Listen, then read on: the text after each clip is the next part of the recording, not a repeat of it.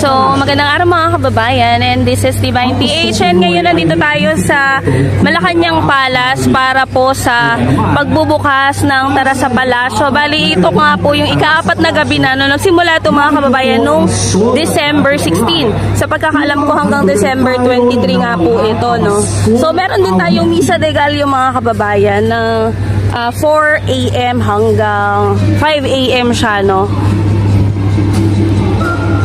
Ayan mga kababayan, napakaganda nga nitong live music band, no? And syempre napakaganda po at napakaaliwalas dito sa Malacanang Palace. Makikita mo ang saya-saya ng ating mga kababayan, no? Katulad ng nakaraang taon, binuksan nga po ulit itong Malacanang Palace para sa ating mga kababayang Pilipino, na kung saan po maraming libreng rides na masasakyan at ma-enjoy ng ating mga kabataan. Mga kababayan, si PBBM lang nakagawa, no, na buksan yung palasyo para ma-enjoy yung diwa ng Kapaskuhan ng ating mga kababayang Pilipino.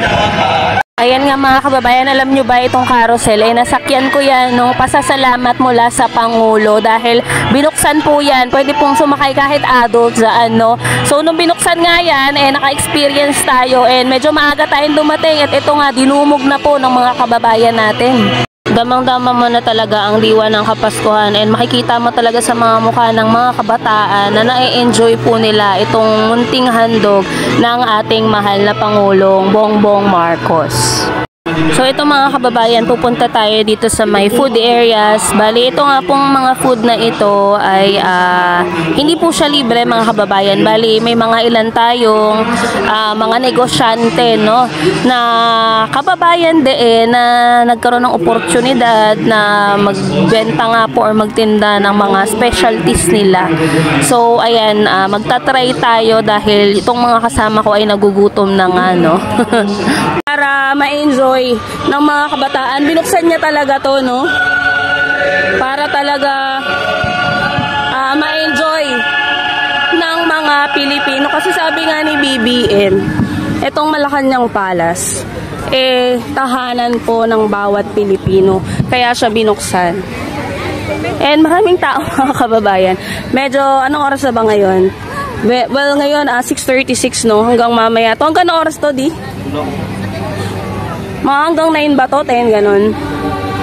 So may mga stall din dito na pag nagutom kayo, pwede po kayong bumili. Hindi kayo magugutom. Diba? Napakaganda ng Malacanang Palace. Lalo na tuwing Pasko. Kasi syempre nga, nakakapasok yung mga kababayan nating Pilipino. Samantalang noon, hindi ka basta-basta makakapasok dito, Diba? Kung wala kang appointment, wala kang importanteng ngayon, si BBM, binuksan niya nga para mas maramdaman ng ating mga kababayang Pilipino ang diwa ng Kapaskuhan. So maraming stall dito mga kababayan hanggang doon sa dulo. And mamaya pupunta tayo dun sa mga rides para naman makausap natin yung ibang mga kababayan natin na nagtungo dito, diba?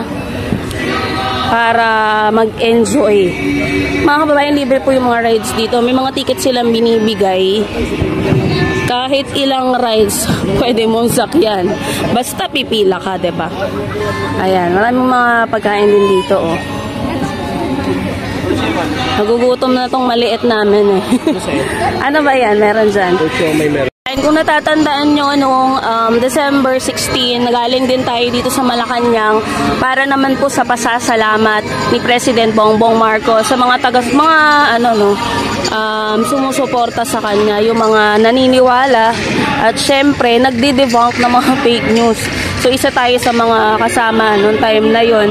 Nakita naman natin na pinaghandaan talaga kasi nga after nung event na yon, nung pasasalamat, ito nga binuksan yung palasyo para sa mga kabataan, kahit anong edad mga kababayan, makakapasok ka dito. And sabi ko nga, ang maganda dyan, syempre yung at damang-dama mo yung diwa ng Kapaskuhan at nakapasok ka sa palasyo, sa Malacanang Palace na dati hindi makakapasok basta-basta unless wala kang appointment or hindi ka nagtatrabaho sa Malacanang, hindi ka basta-basta makakapasok. Pero ngayon nakakapasok na po yung mga kababayan natin, and maganda mamaya makausap natin yung mga ilang kababayan natin nandito, no, para makamusta natin at kung ilang araw na nga silang nagpunta dito. Bali pang-apat na araw ngayon mga kababayan nitong pagbubukas ng Tara sa Palasyo. Ngayon nga lang tayo nakapunta kasi medyo busy din, pero yun nga, kaya tayo nagpunta rito para makausap din natin yung mga kababayan natin. Ano ba ang masasabi nila dito sa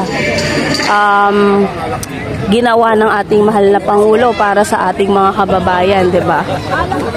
Yan, mga paunti-unti nang dumadagsa yung tao. Bali mga kababayan, ang Malacanang Palace, dito sa may Malacanang grounds to, yung Tara sa Palasyo. Nag-start po siya noong December 16 hanggang December 23 po yan. Bali, ano po yan 6 p.m. hanggang 11 p.m. Bali, yun po yung rides, free rides, live music band yung naririnig nyo. Pero imamute ko rin yan dahil may copyright po yan. And then yung food, bali, regarding sa food mga kababayan, hindi po siya libre ha. May bayad po yan. Bali, ito yung mga kababayan natin na galing pa po ng iba't ibang lugar para magtayo ng stall dito sa loob, pinayagan sila. Siyempre, Kapaskuhan. Siyempre, pag nagpunta ka rito, magugutom ka mga kababayan So, ayan. Ito po yung mga food stall na pwede nyong kainan habang nandito kayo, habang ini-enjoy nyo yung view, yung music, at yung rides. Ayan. Bali, pagpunta po ninyo dito sa Malacanang mga kababayan, clean as you go po ha. Dahil ayan, may mga na dyan, designated na trash can. Para once na kumain kayo, diretso tapon nyo na yung basura para naman hindi na maglilinis yung mga kababayan natin na naka-assign dito, 'di ba? Napakaliit na bagay yun na magki-clean as you go tayo. So mga kababayan, bukas din po ang Malacanang ng 4 to 5 p.m. para sa Misa de Gallo. Nagsimula po yan noong December 16 hanggang December 24, and may free kakanin po yan mga kababayan after ng Mass ng 5 a.m. hanggang 6 a.m. hanggang December 16 to December 24 din po to mga kababayan, kaya bumisita na po kayo, ayan, para ma-enjoy nyo yung diwa ng Kapaskuhan dito sa Malacanang Palace, kasama ang iba't ibang kababayan natin na sobrang saya nga dahil nabuksan na naman ang Malacanang Palace. 'Di ba? Si PBBM lang yung nakaisip na buksan yung Malacanang para sa mga Pilipino. Pag sinabi kasing Malacanang Palace, iisipin mo para lang to sa mga gabinete, sa mga opisyales, sa presidente, sa first family. Pero yun nga si BBM, last year ganito rin yung ginawa niya. Binuksan niya ang Malacanang para makapasok yung mga kababayan natin Pilipino. Dahil sabi nga ni BBM, ang Malacanang ay tahanan po ng bawat mamamayang Pilipino, bawat Pilipino. Ayan. Kasama ko rin dito ang aming anak at syempre si Joshua Corpus, no? Para mag-cover din. And syempre, ayan, para ma-enjoy ulit. Bali, last year, nagpunta rin tayo dito. Sinama rin namin yung anak namin kasi wala naman masyadong ganap. Wala pa masyadong events. Siyempre, Christmas season. Ayan sila. Silang mga kababayan, tara po sa palasyo para ma-enjoy po natin itong munting handog ni PBBM para sa mamamayang Pilipino. So yun lamang po, and maraming salamat po sa inyong lahat.